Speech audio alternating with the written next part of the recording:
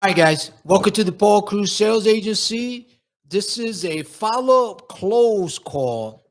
Now, this one is a really interesting call. And what I want you to pay attention to is what he says to me from the get go. Once I give him the price, he rejects the price, right?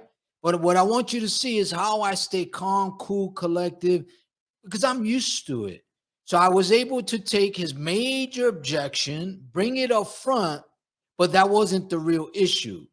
So by me being able to deal with the objection or his concern with very strategic rebuttals that made sense, I was able to get this prospect into a dialogue where he actually explained to me why he said no and what his concern really was or is. So I was able through questions, through statements, or what I call statement questions, by overcoming, and addressing his concerns and his question. And if you look at towards the end of the conversation, we're actually ready to do business.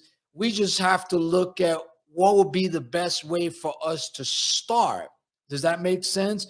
So it was an interesting selling strategy. But at the end of the day, is this: never take follow-up calls for granted. Matter of fact, you have to be more sharp and more ready than the initial call. Because in the initial call, you work really hard. I know I work really hard to set the tone for the relationship because I know I have value to offer. And I wanted to make sure that during the whole selling process that they're engaged, they're buying into the relationship, and that they want to move forward because it's a very competitive industry. And at the end of the day is, they can go out there and get other bids, but they're buying into me, they're buying into the company and into the relationship, that most of these prospects don't even go out there and get other prices from other companies. So that's an advantage that I have. But I want you to pay attention through the whole call. It's about a 10 to 15 minute follow close call. Again, this call is a deal. You just have to see how the deal went down. Okay. So now buckle up. Watch the video, smash the like button, share your comments, let me know what you're thinking. And also, if you've been following my channel, you know what time it is, right? It's time to subscribe so that you can be aware of more content that's coming up. So anyway, now for the introduction.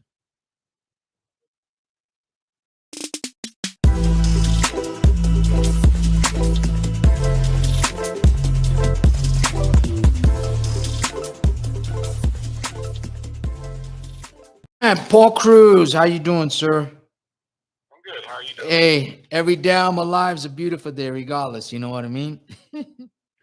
Yes, sir. Listen, I just want to thank you for allowing my person to do the walkthrough, meet with you, and I have a pricing that I want to share with you. You got a few seconds? Sure. Okay.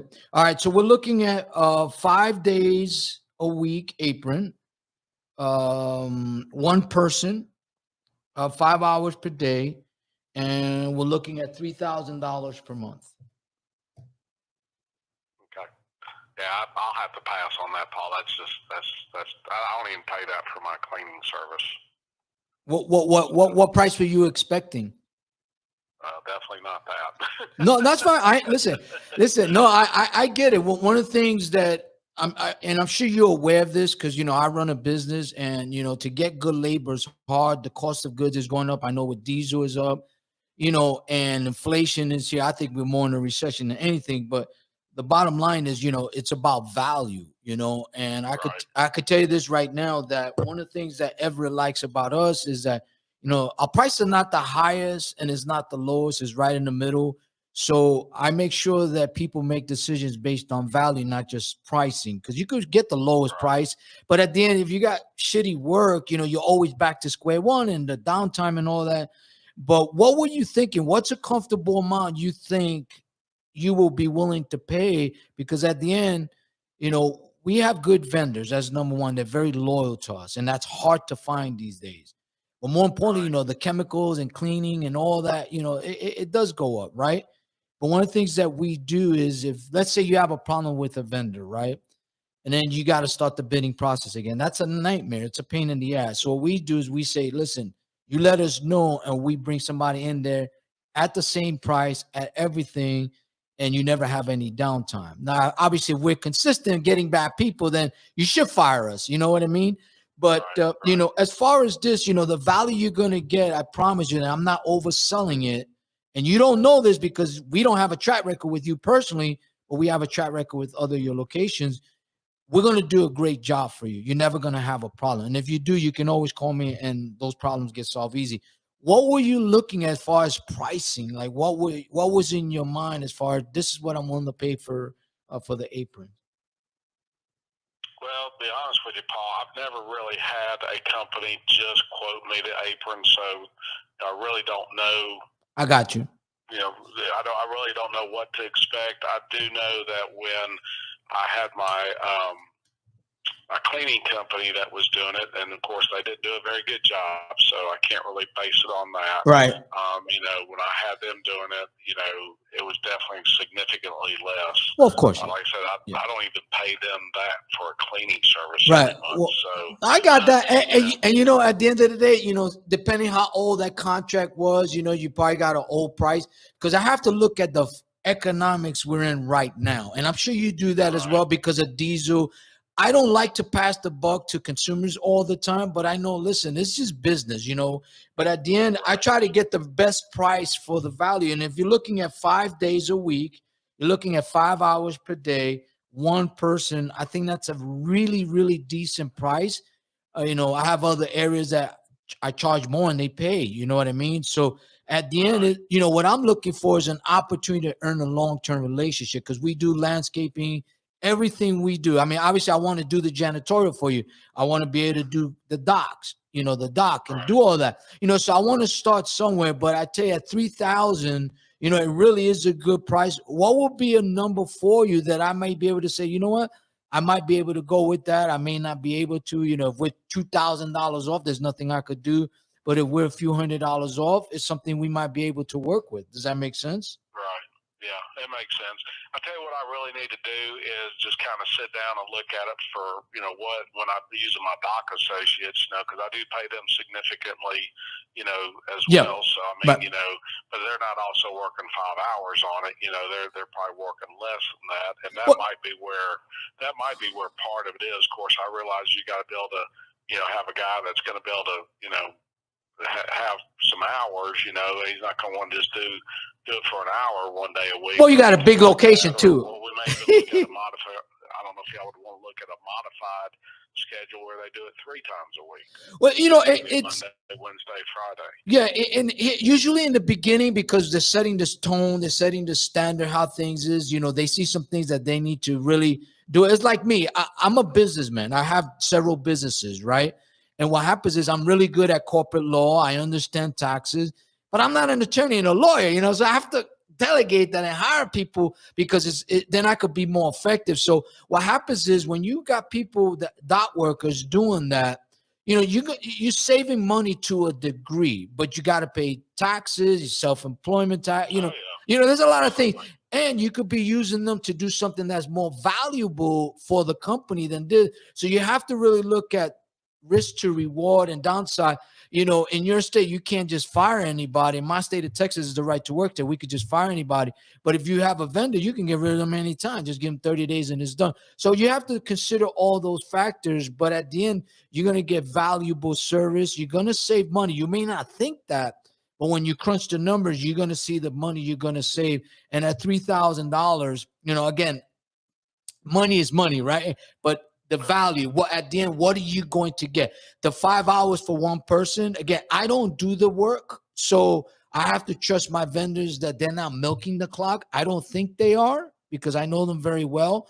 But I also have to look at, okay, this is the first step, you know, what will be a comfortable price? Because at the end, I'm looking at a long-term relationship, not only with you, but I have a good relationship with Everett so far. And I'm looking to earn the you know, cleaning the docks. I'm looking to earn the jan. I'm looking to earn the landscape. I'm looking to earn, you know, if you need strip and wax, and if you need roofing or asphalt, I'm looking to do all of that. So, you know, you know what I mean? And so, you know, but at the end, I want to give you value, not just the price. You know, what does Paul bring? Like, what does Paul bring to me? He's a salesman. Well, I am a salesman. I solve problems. But, Paul's always going to be honest. Paul's going to tell me, the truth. I know where he stands. He's there when I need him. So it's about relationships that I'm looking forward to, and like I said, we got a great relationship with Walter, some of your regional directors like David McConaughey, and things like that. I just got off the phone with Mark McCombs, and he's going to hire us for, janitorial. I know he used to run that location. So I get in tune with people. So I build relationships. Does that make sense? All right. So what would be a good price for you? Here's what I would like to do. I would like to send you the contract. Just take a look at it. You run some numbers, and then maybe you could get back and say, you know what, I think I could do it for this price. And I might be able to say, let me talk to the vendor. I think we could do it. Or I could say, no, we can't do it. But at least we give it every opportunity to move the relationship forward. Would you be okay with that? Yeah. Yeah, you can send it to me, and I'll look at it, review it, and like I said, maybe we need to look at it. Maybe doing 3 days a week. Yeah, that's fine. It does get dirty every day, But I mean, if you got somebody that's doing it 5 hours every day, then that 5 hours, it doesn't. It's not like you're going to accumulate that much more dirt, Right. Where maybe that's always needed. So yeah. Like I said, we might look at that. But yeah, send it to me.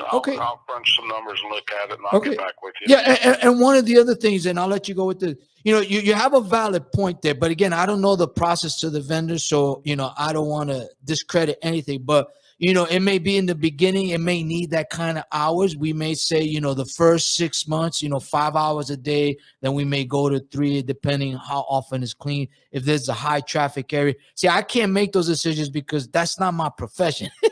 You know what I mean? Right. But I have to look at it from what you're telling me, and the more facts you give me, the more facts I could present. Say, hey, have you considered this? That may be an option. We may start, at 5, right, and then cut it down to 3, and maybe instead of doing 5 days a week, it may be 6 days, for 3 hours a day. You know what I mean? Right. So, and if it's one person, and it's a big location, it's not like you have a small location. Right. You know what I mean? So, we have to consider that. And you may have a lot of people doing that. So you may say, it doesn't take a lot of work. Yeah, but you got a lot of people. So you may want to weigh the odds. And you may say, you know what, 3,000 is not bad compared to the hours they're putting in. So you got 5 people doing it. So it's going to be less time. You know what I mean? So let's weigh those odds. Let's look at what we can come up with. That may be a good avenue. So I'll talk to my vendor about it. But let me at least get the proposal out to you. Take a look at it. When would you like me to follow up with you till we can go over what you did, what you're coming up with, and so we can try to move forward? What would be? Probably midweek next week. Okay. Like a Wednesday? Probably a good time. Yeah, Wednesday or Thursday. What would be a good time for you? Probably Thursday, say, I don't know, somewhere around maybe 1:30 in the afternoon, something like that. Now, you're in Eastern Standard Time? What time zone are you in? We're in Central. You're in Central, so you're 1 hour, so about 12:30 my time. Next Thursday would be the 21st, right? Yep. Okay, the 21st. All right. I'm going to email it to you. Take a look at it. If you have any questions, you may want to just email me and respond towards the email what you're thinking. And that way, when next Thursday comes, we're closer to a deal or not a deal, but at least we're getting closer to that. Okay? Okay. All right. Listen. I appreciate it, Paul. I appreciate it. You have a fantastic weekend. Right. Thanks, man. Bye. You too. Thank you. Bye-bye.